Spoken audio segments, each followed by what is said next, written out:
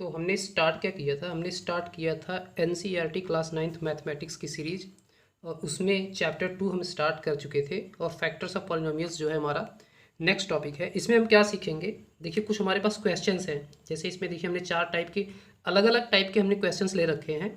जैसे एक तो x² + 5x + 6। इसमें देखिए इस क्वेश्चन में यहाँ पे x² का कोफिशिएंट 6 है, यहाँ पे x² का कोफिशिएंट हमारा 1 था। तो हम अलग अलग टाइप के क्वेश्चंस देखेंगे। सबसे इंपॉर्टेंट क्वेश्चन आप इसको देखिए, इसमें डिग्री 3 है। हम देखेंगे इस क्वेश्चंस को किस तरह से फैक्टर किया जाता है। हम 1 बाय 1 सारे देखेंगे। ये शायद आपने क्लास 7th या 8th में पढ़ रखा है, फिर भी हम स्टार्टिंग से बेसिक से समझेंगे 1 बाय 1। ठीक है, तो फैक्टर्स हम पहले समझेंगे कि फैक्टर्स होता क्या है। हमारा जो टॉपिक है फैक्टर्स ऑफ पॉलिनोमियल। ठीक है, पॉलिनोमियल्स। ठीक, तो इसमें 2 टर्म है। पहला तो टर्म ये है कि फैक्टर्स, ठीक है। सेकेंड टर्म है पॉलिनोमियल। तो पॉलिनोमियल तो आप समझ लिए हैं, हमने बहुत ही 2-3 क्लासेस में पॉलिनोमियल्स आपको समझाया है। फैक्टर्स क्या होते हैं उसको हम समझेंगे। हम कंपैरिजन करके आपको समझाएंगे। जैसे कि मान लीजिए वन साइड आपको दिया है एक नंबर 15, ठीक है, एक नंबर दिया 15, इसका आपसे पूछा जा रहा है फैक्टर्स क्या होगा। तो हम जानते हैं फैक्टर्स कैसे करते हैं, 3 × 5, बेसिक्स क्लास 5 6 में जो हमने किया है। तो फैक्टर्स हमारे पास क्या आ गए, फैक्टर्स हमारे पास आ गए 3 और 5, सिंपल। तो इसके कितने फैक्टर हो गए 15 के, 3 और 5, राइट। अब जैसे एग्जांपल आपको मान लीजिए आपको दिया है 18, ये 2 एग्जांपल हो गए। 18 के फैक्टर्स कैसे निकालेंगे आप, 2 × 3 × 6 3, राइट। तो फैक्टर्स हमारे पास क्या हो गए, फैक्टर्स हो गए 2 और 3। इसी तरह से जैसे यहाँ पे देखिए 15 एक नंबर है, 18 एक हमारा दूसरा नंबर है, रियल नंबर। तो हमने इसके फैक्टर्स किए हैं। इसी तरह से हमें पॉलिनोमियल्स के फैक्टर करने पड़ेंगे। जैसे मान लीजिए आपके पास एक f(x) दिया है, ax² + bx + c, फाइन। अब देखिए 15 के तो फैक्टर हमने कर दिए 3 और 5, बट इसके फैक्टर अब कैसे करेंगे वो हमें आज सीखना है। अब हम एक स्टैंडर्ड अगर फॉर्मेट लिख ले, जैसे ax² + bx + c, ये आपके पास पॉलिनोमियल है, इसी का हमें फैक्टर्स करना है। अगर मान लीजिए आपके पास फैक्टर आ गया, पहला x + अल्फ़ा और दूसरा आ गया x + बीटा। सिमिलर हमने अभी इसके पहले बताया ना, जैसे यहाँ पे हमारा 15 था, पहले 15 को हमने क्या लिखा था, 3 × 5, ये लिखा था ना। सिमिलर हमारे पास अब क्या है, एक पॉलिनोमियल है, पहला फैक्टर ये हो गया, दूसरा फैक्टर ये हो गया, सिंपल। तो आज हम सीखेंगे कि x + अल्फ़ा हम कैसे निकालते हैं, x + बीटा हम कैसे फाइंड आउट करते हैं, फाइन। तो कुछ ऑब्जर्वेशन पहले देख लेते हैं। जैसे अगर हम इसका जो हमें पॉलिनोमियल दिया है, ये क्या है, गिवन पॉलिनोमियल, हम लिख देते हैं गिवन पॉलिनोमियल, ठीक है। हमारे पास जो गिवन पॉलिनोमियल है उसकी डिग्री कितनी है, आप देखिए, डिग्री इक्वल टू हमारी 2 है। देखिए हाईएस्ट एक्सपोनेंट वैल्यू 2, सो हमारी डिग्री कितनी आ गई, 2 आ गई। और हम ये देख रहे हैं कि फैक्टर्स कितने होते हैं इसके, 1 और 2, फाइन। तो देखिए इसमें एक कोरिलेशन दिख रहा है आपको, डिग्री हमारी 2 है, नंबर ऑफ फैक्टर्स भी 2 है। इसका मतलब क्या हो गया कि degree equal to number of factors. ये आपके कॉम्पिटिटिव एग्जाम्स में ऐसे छोटे छोटे क्वेश्चंस आपको बेसिक्स में पूछेगा, तो ये आपका एक इंपॉर्टेंट है, ये आप इसको नोट करिए, फाइन। अगर मान लीजिए आपके पास एक एग्जांपल दिया है ax³ + bx² + cx + d, इसके कितने फैक्टर होंगे, ऐसे आपसे सिंपल क्वेश्चन पूछेगा। आप देखिए नंबर ऑफ फैक्टर्स में बताना है, नंबर ऑफ फैक्टर्स ये हमें बताना है। देखिए इसकी डिग्री कितनी हो गई, सबसे पहले आप चेक करेंगे डिग्री, डिग्री कितनी है, देखिए 3, राइट। तो डिग्री हो गई 3, सो नंबर ऑफ फैक्टर कितने होंगे, number of factors is equal to 3। आप इससे, हमने इसके पिछले वाले लेक्चर्स में आपको बताया था कि नंबर ऑफ अगर 0 पूछा जाए तो number of zeros that is also equal two degree, that means 3। तो ये सब आपको छोटी छोटी चीज़ें हैं जो आपको याद रखनी है, क्योंकि आपके एग्जाम में सीधे आपसे 1 मार्क्स का ऑब्जेक्टिव क्वेश्चन आपसे पूछा जा सकता है, फाइन। अभी आपको बेसिक आइडिया हो गया, तो हम पहला एग्जाम्पल लेंगे, पहला एग्जाम्पल करेंगे, उसके बाद हम देखेंगे, उसके बाद second and third also example को हम सॉल्व करेंगे, फाइन। एग्जाम्पल फर्स्ट जो है हमारा x² + 5x + 6, x² + 5x + 6। देखिए इसको दो मेथड से कर सकते हैं। पहला मेथड ये होता है, that is the factor theorem method, factor theorem apply करके। ठीक, हम लिख देता हूँ अप्लाइंग फैक्टर थियरम।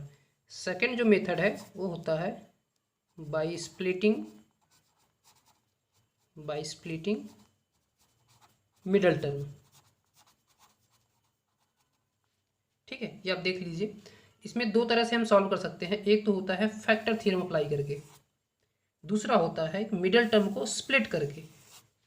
फाइन, लेकिन जो हम नॉर्मली यूज करते हैं वह हम यूज करते हैं स्प्लिटिंग मेथड।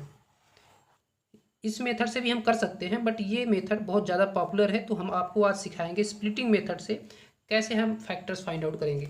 ठीक है, देखिए आपके पास क्या है, एक्स स्क्वायर, ठीक, प्लस 5x प्लस 6। इसमें मिडिल टर्म कौन है, मिडिल टर्म है 5x। देखिए 5x, ठीक, x square plus 5x plus 6। हमारे पास ये क्वेश्चन दिया है, x square plus 5x plus 6। उसके बाद का जो हमें प्रोसीजर अप्लाई करना है वह यह करना है कि सबसे पहले हमें देखना है कि कांस्टेंट टर्म क्या है। कांस्टेंट टर्म यहाँ पे कितना है, 6 है।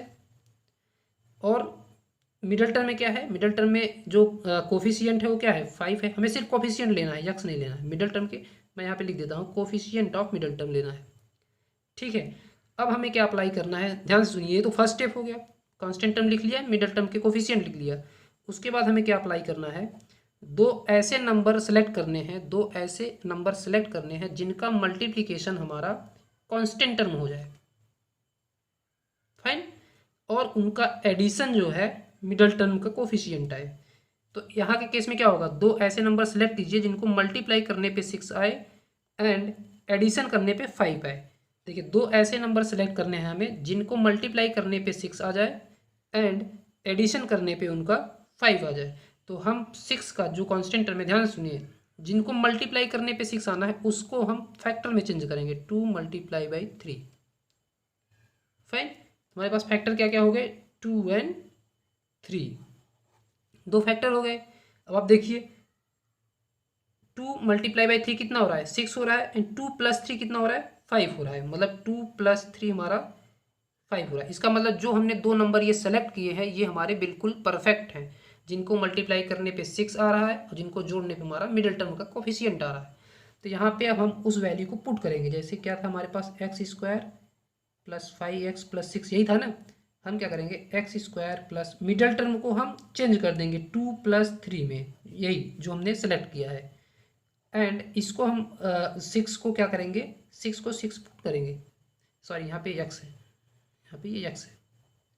अब देखिए एक्स स्क्वायर प्लस एक्स का मल्टीप्लाई करिए 2x प्लस 3x प्लस 6।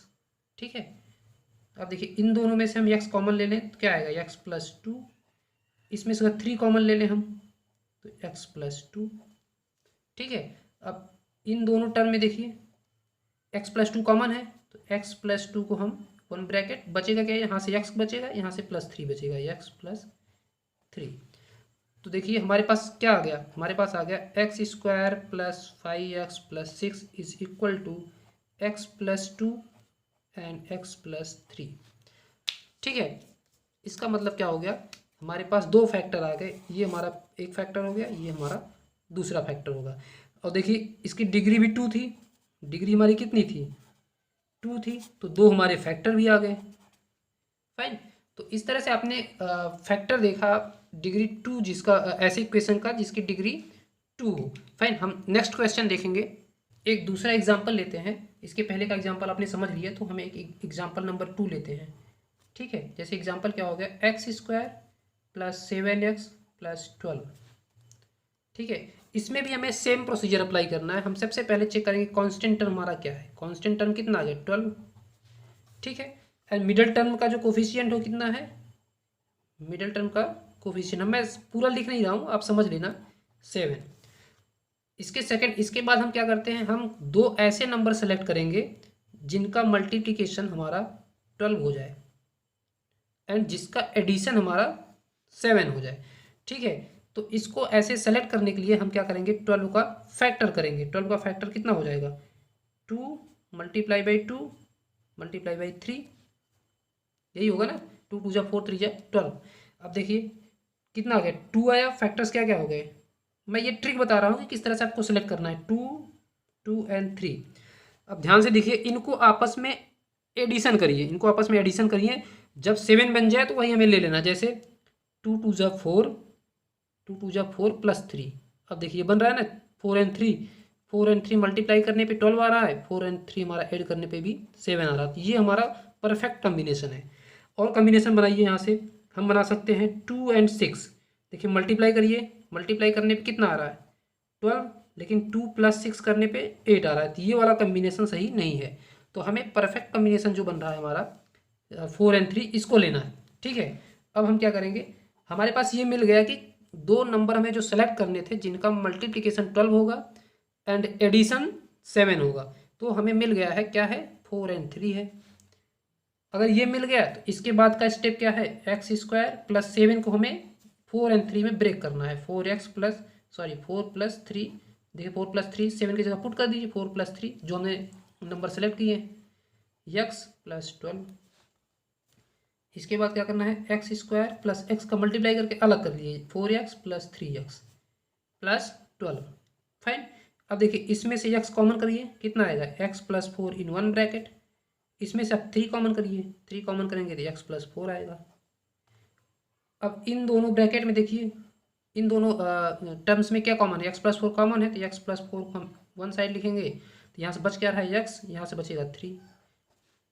ठीक है, अब देखिए ये हमारे पास क्या आ गया, दो फैक्टर आ गए, x plus 4 and x plus 3। किसके factor, x square plus 7 x plus 12 के फैक्टर। तो इस तरह से आप क्वेश्चन करिए। नेक्स्ट क्वेश्चन हम देखते हैं।